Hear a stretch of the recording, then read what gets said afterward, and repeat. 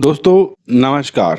अगर आप 12,460 शिक्षक भर्ती में आवेदक हैं, चाहे आप उन 5800 में से हों जिनको नियुक्ति पत्र मिला है और विद्यालय मिलने जा रहा है, चाहे आप अचयनित हों जो थर्ड काउंसलिंग का इंतज़ार कर रहे हैं, सभी के लिए महत्वपूर्ण है क्योंकि ये वीडियो महत्वपूर्ण इसलिए है क्योंकि इसमें एक नहीं, दो नहीं, कई सारी अपडेट्स निकल कर आई हैं, कई सारे आदेश हैं, कई सारे पत्र आए हैं। उन सभी की हम एक-एक करके जानकारी देने वाले हैं। सबसे पहले हम यहाँ पर बात करने वाले हैं, जो एक पत्र आया था ये जनवरी में, ठीक है? 5 जनवरी 2024 को प्रताप सिंह बघेल सर सचिव थे, तब ये आदेश आया था। जिस आदेश में ये कहा गया था कि जो आप काउंसलिंग करवा रहे हैं, ठीक है? जो आप काउंसलिंग करवा रहे हैं उसमें जो प्रमाण पत्र हैं, किसी भी तरह का प्रमाण पत्र हो, चाहे वो high school, inter graduation, BTC, DElEd, TET, CTET, कोई भी प्रमाण पत्र हो, वो जो है हर हाल में 15/12/2000 तक जो है वो जारी होना चाहिए, निर्गत होना चाहिए। ये देखिए कहा गया था, ठीक है? अगर 15/12/2016 के बाद का निर्गत है तो उस कैंडिडेट को काउंसलिंग में शामिल ना किया जाए। यानी उसके पास जो प्रमाण पत्र हों वो 15/12/2000 तक के ही रहने चाहिए। 16/12/2016 का नहीं होना चाहिए। ये यहाँ कहा गया था। इसमें हर तरह का प्रमाण पत्र है, सभी यहाँ पर, चाहे कोई भी हो, ठीक है? ये चीज़ कही गई थी। इस चीज़ को देखते हुए यहाँ पर अगर आप देखेंगे तो कुछ लोगों के माध्यम से सचिव सर को लगातार एक पत्र प्रेषित किया जा रहा है। ये देखिए, बेसिक शिक्षा परिषद उत्तर प्रदेश, सचिव सर को ये पत्र प्रेषित किया जा रहा है और बताया जा रहा है कि सर 12,460 शिक्षक भर्ती में 29 दिसंबर को और 5 जनवरी को आपने जो काउंसलिंग करवाई थी उसमें अर्हता को लेकर जो भी प्रमाण पत्र हैं वो 15/12/2016 के बाद के यहाँ पर नहीं होने चाहिए, ये कहा गया है। और उन्होंने ये भी अवगत कराया कि इसको लेकर शासनादेश भी जारी हुआ था प्रताप सिंह बघेल सर का। उन्होंने स्पष्ट कहा था कि उसके बाद वालों को शामिल ना किया जाए। फिर यहाँ पर जानकारी ये भी बताई गई है, लेकिन बहुत सारे ज़िलों में 15/12/2016 के निर्धारित तिथि के बाद के भी जो लोग प्रमाण पत्र लिए हैं, सबसे ज़्यादा यूपी टेट की बात यहाँ पर थी। यूपी टेट के प्रमाण पत्र ज़्यादा थे। तो यूपी टेट जिन्होंने 15/12/2016 के बाद भी पास किया है, ठीक है, उनके भी प्रमाण पत्र लेकर उनको भी काउंसलिंग कराकर उनको भी नियुक्ति पत्र दे दिया गया है। तो यहाँ पर इस पत्र के माध्यम से निवेदन किया जा रहा है कि सर अगर ऐसे कोई कैंडिडेट हैं जिन जिलों में 15/12/2016 के बाद के प्रमाण पत्र उनके पास थे और उनकी काउंसलिंग कराई गई है, उनको नियुक्ति पत्र दिया गया है, तो उनको विद्यालय आवंटित ना किया जाए, ऐसा कोई आप आदेश जारी कर दीजिए। साफ तौर पर कहा जा रहा है उनकी सीट को वैकेंट रखा जाए थर्ड काउंसलिंग के लिए। ये देखिए यहाँ पर साफ शब्दों में कहा गया है कि उनके विद्यालय आवंटन की प्रक्रिया को रोक दिया जाए, उनके नियुक्ति पत्र को निरस्त कर दिया जाए अगर उनका प्रमाण पत्र 15/12/2016 के बाद का है तो, और उनकी सीट को वैकेंट कर दिया जाए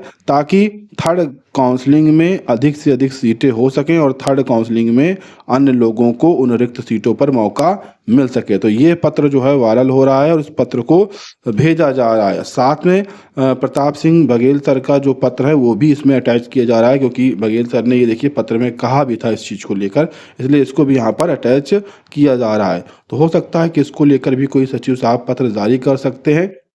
और अगर आपके ज़िले में भी ऐसे लोग सिलेक्ट हुए हैं जिनके प्रमाण पत्र खास तौर पर यूपी टेट के 15/12/2016 के बाद के हैं, तो उनकी नियुक्ति प्रक्रिया रुक सकती है, उनके विद्यालय आवंटन की प्रक्रिया रुक सकती है। इसके अलावा एक पत्र यहाँ पर देखने को मिला है, आज का ही है, देखिए 23 मई 2024 का है, महत्वपूर्ण है। और ये जो पत्र है ये देखने को मिला है महाराजगंज जिला बेसिक शिक्षा अधिकारी जी की तरफ से ये आदेश जारी किया गया है। और ये जो आदेश है वहाँ जिले के समस्त खंड शिक्षा अधिकारी को जारी किया गया है, जहाँ पर अवगत कराया गया है कि सचिव सर का यानी कि बेसिक शिक्षा परिषद प्रयागराज का पत्रांक आया है जो कि 21/5 को आया है, जो कि मैंने आपको कल दिखाया था, ये वाला पत्रांक, ठीक है, इसकी बात की जा रही है, ये वाला पत्रांक, ठीक है, 21/5 वाला, ये, ठीक है, इस पत्रांक की बात की जा रही है। और कहा जा रहा है कि जो पत्रांक आया है उसका संदर्भ ग्रहण करने का कष्ट करें, जिसके द्वारा 12,460 सहायक अध्यापक भर्ती प्रक्रिया के अंतर्गत चयनित अभ्यर्थियों के ऑनलाइन विद्यालय आवंटन की कार्यवाही जो है वो संपादित की जानी है। अभ्यर्थियों के ऑनलाइन विद्यालय आवंटन प्रक्रिया से पूर्व मानव संपदा पर विद्यालय नामांकित छात्र छात्रा, कार्यरत शिक्षक, शिक्षामित्र, अनुदेशक के विवरण को जहाँ पर अध्यवधिक का किए जाने हेतु निर्देश दिए गए हैं।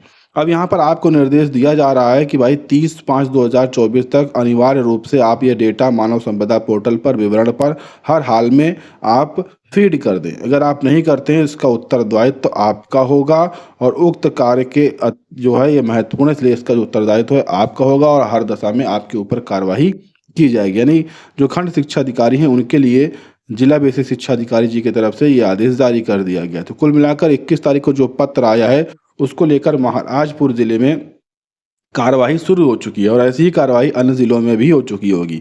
ठीक है, क्योंकि ये 21 तारीख को सचिव साहब का पत्र था जिसमें कहा गया था कि 30 तारीख तक हर हाल में हर जिले के रिक्त पदों का जो डेटा है मानव संपदा पोर्टल पर फीड कर दिया जाए। ठीक है, तो उसको लेकर ये महाराजपुर का आदेश है जो कि कार्रवाई शुरू हो चुकी है। ऐसे अन्य जिलों में कार्रवाई शुरू हो चुकी होगी।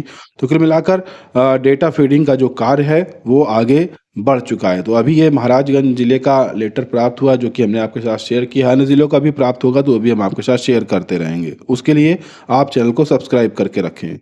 इसके अलावा सोशल मीडिया पर एक पत्र है जो कि 16/5/2024 का है, बहुत तेजी से वायरल हो रहा है। कार्यालय जिला बेसिक शिक्षा अधिकारी कानपुर देहात का है और ये नोटिस के तौर पर पत्र जारी किया गया है जहां पर कहा जा रहा है कि नियमित उपस्थिति ना देने की नोटिस यहां पर जारी कर दी गई है। यानी कि जिन लोगों ने काउंसलिंग करवाई थी और काउंसलिंग के बाद नियुक्ति पत्र लिए थे उन्होंने बीएसए कार्यालय पर रेगुलर सिग्नेचर नहीं किए हैं, रेगुलर अपनी उपस्थिति दर्ज नहीं की है। क्योंकि आपको पता होगा बहुत सारे ज़िलों में बीएसए के माध्यम से वहाँ बीएसए ऑफिस पर जो भी लोगों को नियुक्ति पत्र दिए गए थे प्रतिदिन साइन करवाए जा रहे थे। कुछ एक आध जिले में ये प्रक्रिया चल रही थी, शायद 7-8-10 जिलों में प्रक्रिया चल रही थी। ठीक है, तो उसी में कानपुर देहात भी था तो उसी को लेकर यह नोटिस है। और बहुत सारे ज़िले ऐसे, ज़्यादातर ज़िले ऐसे थे कि जहाँ पर कोई सिग्नेचर वगैरह नहीं कराया जा रहा था। कह दिया गया था कि आप लोग घर जाइए, जब विद्यालय आवंटन का आदेश आएगा तो आपको बुलाया जाएगा, अभी कोई सिग्नेचर वगैरह आपको नहीं करने। लेकिन कुछ ज़िलों में लगातार सिग्नेचर कराए जा रहे थे तो उसी में कानपुर देहात है। बहुत सारे लोग इस पत्र को फर्जी भी बता रहे हैं, इसमें कितनी सच्चाई है ये क्लियर नहीं है, लेकिन जो पत्र में चीज़ें लिखी हैं हम आपके साथ शेयर कर रहे हैं। इसमें सच्चाई हो भी सकती है, नहीं भी हो सकती है।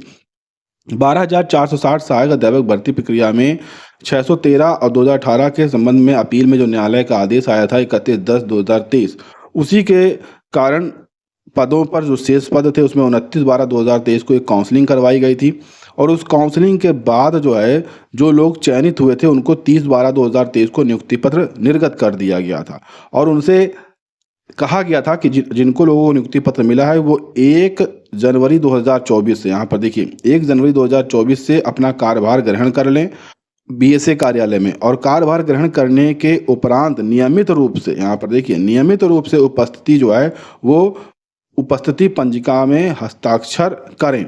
लेकिन बहुत सारे लोग जो है जो यहाँ पर उपस्थिति पंजिका है उस पर हस्ताक्षर नहीं कर रहे हैं, यहाँ पर निरंतर जो है लगातार अनुपस्थित दिख रहे हैं और इसके लिए विधिक कार्यवाही की जाएगी जिसके लिए वे स्वयं उत्तरदायित्व होंगे।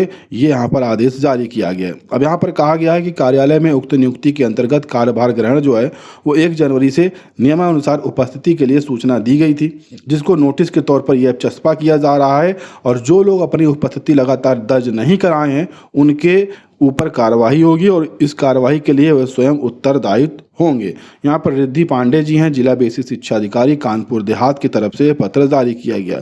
अच्छा, कहीं कहीं इसमें गलतियाँ इसमें भी लग रही, सच इसलिए नहीं क्योंकि यहाँ पर देखिए कोई पत्रांक संख्या वगैरह नहीं लिखा हुआ है और यहाँ पर भी इसे देखिए यहाँ पर गायब कर दिया गया है। तो इसलिए इसे कुछ लोग झूठ भी कह रहे हैं, हो भी सकता है कि ये फर्जी हो, गलत हो, क्योंकि सचिव सर की तरफ से ऐसा कुछ भी आदेश भी नहीं हुआ था कि सभी बीएसए सर को कि आप जो है अपने कार्यालय में उपस्थिति लोगों की दर्ज करवाइए। तो ऐसे में कार्रवाई होने के कोई चांसेस बन भी नहीं सकते हैं, ये भी चीज़ें हैं। और साथ में बहुत सारे लोग कह रहे हैं कि जिन जिन जिलों में उपस्थितियां हुई हैं वहाँ पर वेतन मिलेगा एरियर के रूप में, तो उसकी भी संभावनाएं आप ये मान के चलिए कि 99% कम हैं। ये समझ लीजिए 99% कम है कि वेतन मिले, क्योंकि सचिव सर की तरफ से ऐसा कोई आदेश नहीं दिया गया था कि आप बीएसए में इनको ज्वाइन कराइए। जब आदेश नहीं दिया गया था तो वेतन वहाँ से रिलीज हो पाना नामुमकिन रहेगा। वेतन आपका तभी से होगा जब विद्यालय आवंटित हो जाएगा और जिस दिन आप अपने विद्यालय में कार्यभार ग्रहण कर लेंगे, ठीक है, उसी दिन से आपका वेतन रिलीज होगा, जिसके लिए सचिव सर खुद आदेश करेंगे विद्यालय आवंटन के लिए, आपको पता ही है। तो उम्मीद यही है कि उसी दिन से वेतन मिलेगा। बाकी जो लोग सिग्नेचर कर रहे हैं 2 महीने से, 3 महीने से, 4 महीने से, उनको वेतन मिलने की उम्मीद समझ लीजिए 1% आप ये मान के चलिए, सच्चाई यही है। बाकी मिल जाए अच्छी बात है, आने वाले समय में सभी चीज़ें स्पष्ट हो जाएँगी, लेकिन जो जानकारी है वो आपके साथ शेयर की जा रही है। तो ये कुछ महत्वपूर्ण नोटिस हैं जो कि जारी हुए हैं, जो कि मैंने आपके साथ शेयर किए हैं। आगे कुछ भी और नोटिस आते हैं तो हम आपके साथ शेयर करते रहेंगे। हर एक अपडेट पाने के लिए आप चैनल के साथ जुड़ जाएँ, चैनल को सब्सक्राइब कर लें। धन्यवाद।